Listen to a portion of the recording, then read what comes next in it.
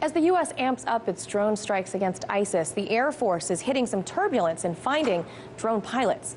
In a recent story from the Daily Beast, the Air Combat Command says the Air Force's situation is so dire that the ACC is balking at the Pentagon's latest request for more drone flights.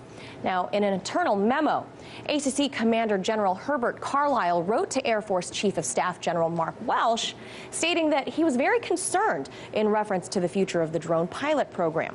Carlisle specifically called to attention that the existing drone force is stretched to its limit and is now at a breaking point.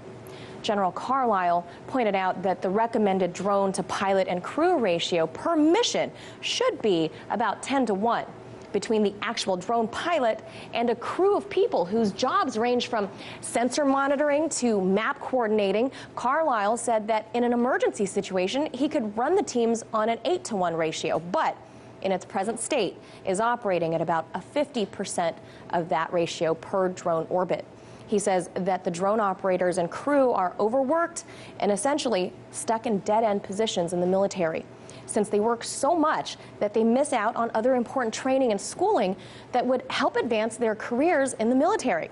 Now, the Pentagon's demands for this specialized team are so high that the Air Force has begun pulling drone operators right out of school. Carlisle went on to say that this leads to a higher turnover rate, with more and more people leaving the service altogether. Now, couple that with a steadily lowering number of people joining the service, the entire U.S. military is facing a tough road ahead. Meanwhile, the Pentagon is continuing to push back with at least 65 more drone missions planned from now until April. In Washington, Manila Chan, RT.